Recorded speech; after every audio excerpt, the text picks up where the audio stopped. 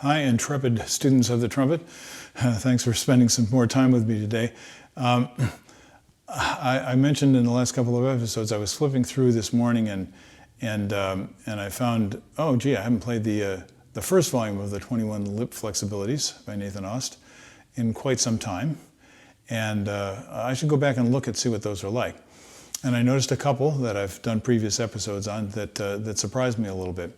Then I flipped to the end and I realized, oh, I need to practice those too. I didn't put a star by them, but it's very evident from looking at the music that I need to practice it because the intervals are quite wide, and this kind of practice gives a lot of people problems. So I'm going to work on this and hope that some of what I'm doing will give you create some interest or shed some light on what the issues are. I'm not going to get too much into the mechanics today, and I know that many of you have questions about that, but for those of you who are already relatively accomplished players, I think you're definitely going to get something out of it. If you simply can't play these little etudes, which is certainly possible, then go to some material that is within the scope of your capability, and you can get musical satisfaction from it.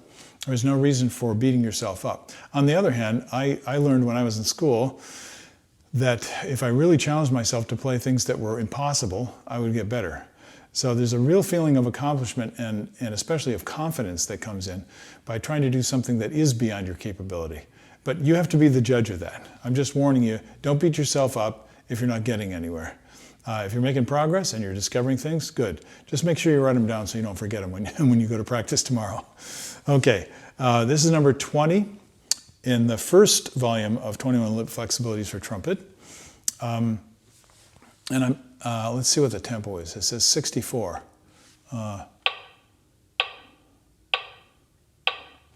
So that's 64 to the dotted quarter note. So it's da da da da da da da da da da da da da da da da da.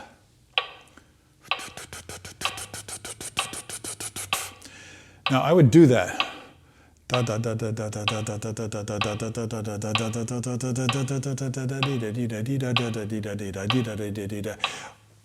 I'm trying to do is find a groove, and you see how I'm kind of dancing with it? That's rhythm. Rhythm is organic. It's built into the way the universe works. Everything in the universe is vibrations, and a lot of that vibration is coherent. We see, light at different wavelengths. We hear different pitches when the pitches have a different waveform, and that's a consistent vibration. So we're always looking for that. So rhythm, the sense of time, is like very slow vibrations. A440, you may have noticed I'm playing C trumpet, as I usually do, as I usually have been on these. A440 is 440 vibrations in the waveform, 440 peaks or valleys in the waveform per second.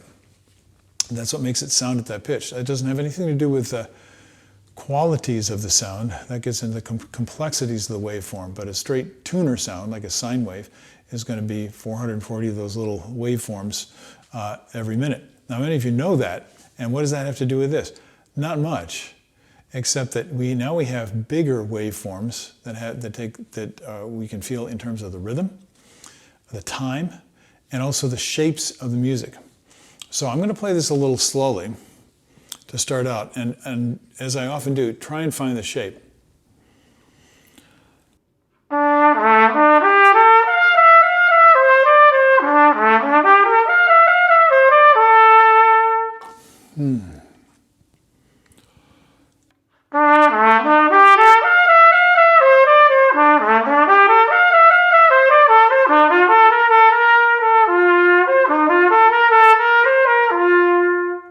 So what the music is showing me right away is I could be going, da da da da da da da da da da da da. That's eighth note beat, and I'm tonguing the 16th notes. Or I could be doing da da da da da da da da da da da da, a dotted eighth note beat, and feeling them in three rather than da da da da three, da da da da da da da da da da da da. And either one works until I get to the end of the line, and then I get to eighth note 16th dotted eighth, and that feels like it should be in 2. dee da dee da dee dee dee da da. In other words, I'm feeling the dotted eighth notes. Dee da dum, dee da dee da dee dee dee da dum. And it has a musical expression to me. Part of that is the tonality, and part of it is the rhythm. I'm going to play it again. Let me see if I can play it more in the character.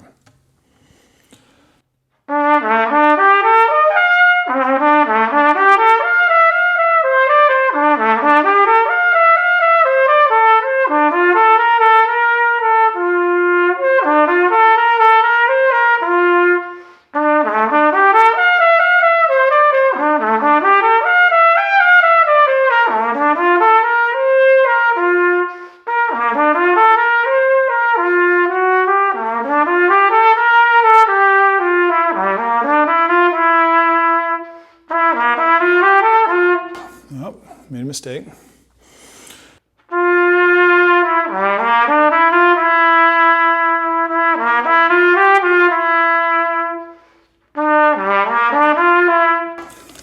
think I need to take a look at this.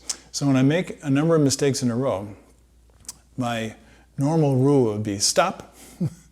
What is that?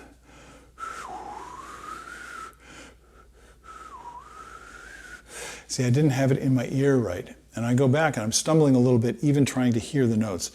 Dee da da da da dee da, da da da da dee da da. And it's a simple melody.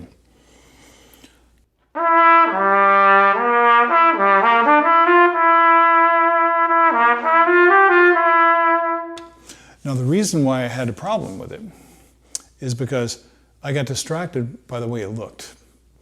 And that's because I was feeling, instead of dee do dee da dee da, 1, 2, 3, 4, 5, 6, dee do da da da dee 4, 5, 6, dee do da da dee da da. I was feeling it with half the quarter note, the dotted eighth notes. So I'm going dee do da da da dee da, and dee do da da dee da da, and that's a completely different feeling. And I looked at it in the dotted quarter like, what's that? Because I wasn't feeling that. I was feeling 2 dotted eighths. Isn't that funny how our brain works? But now I'm seeing it different ways, and that I'm getting it's like, I know I've shared this before, and I'm always surprised that so many people have not heard of this story, but there's a famous proverb, which some of you will know, called The Three Blind Men and the Elephant. And this really informs a lot of the way I practice. The story, for those of you who don't know it very quickly, is there are 3 visually impaired gentlemen, and they are approaching an elephant, and they approach from different directions. One grabs the tail, and he says, "Oh, the elephant is like a rope," because they're describing, obviously, by sense of touch. Another one approaches the front of the elephant, and he grabs hold of the trunk. He says, "Oh no, the elephant is like a great serpent." And another one comes at the side of the elephant, and he bumps into the elephant. He says, "No, the elephant is like a wall." And you can go on and on with this, the leg of the elephant, the tusk of the elephant, the ear of the elephant, make as many variations as you want. But the point is this: there's more than one way to look at something. And when you only see one narrow view, and that's all you allow yourself, your brain is kind of starved for information. Whereas none of the men that felt the elephant was wrong in their experience. They were all correct, but they only had a partial impression of what the elephant was actually like, because they couldn't see the whole picture, right? And if they went around and explored after the fashion, they would be able to see the whole picture, and maybe more than a sighted person would see, because they're seeing differently. You see, they're seeing with their tactile sense, they're seeing with their olfactory sense, they're seeing with their, with their oral sense. And this is kind of what we need to do. We get in a rut with our brains, looking at things in one way, trying to aim for a specific, correct result, and we don't open ourselves up to the possibility that there are other ways of thinking about it. So all I can do is encourage you to experiment with that, and this little rhythmic thing is an example of that. I got in a groove, great. Dee da dee da dee da da da dee dee da. I need to stay in that groove until something in the music tells me that doesn't fit. Now I'm going to try and play the last line. And when I looked at this, I said, okay, this is where I'm going to need some work. So I might actually do this exercise every day. Maybe only the last line. It's what, 4 bars, 3 bars and 1/8 note. So I'm going to play it slowly. This is the last line starting at bar 12 in number 20 in the first volume of 21 Lip Flexibilities for Trumpet by Nathan Ost.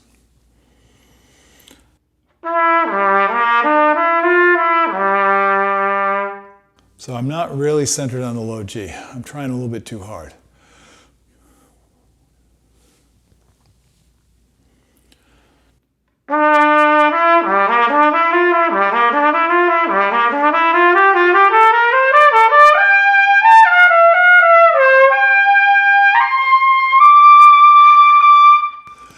Ooh, that gets up there. I think I need to try that again. Now, if I looked at that line and I'm looking ahead and I say, oh, it ends on a high D, and of course remember I'm playing a C trumpet, so that's a pretty significant range.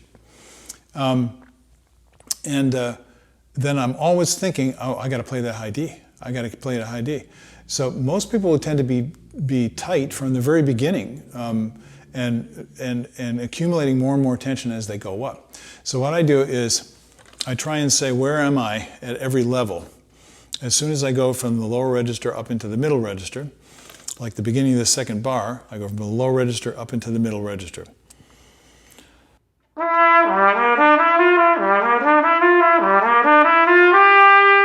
Now I'm on the G.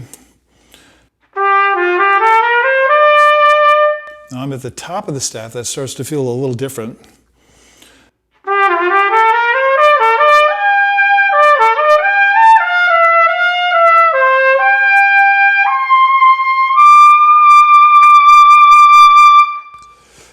Now if I allow myself time to find my balance and get my balance on each register before I move into the next register, and when there are big intervals, get my balance on each note before I move to the next note, then I'm going to have a better chance of making a smooth, graceful connection between the two. It's a lot like a dance, but it's a complex dance with very specific movement patterns. So I hope some of this musing on my part is amusing to you, but beyond that, I hope that it also provides you with some fuel for your practice. So go and do that now, and I'm going to continue to do the same thing. I'll catch you later on when you have some time. Bye-bye.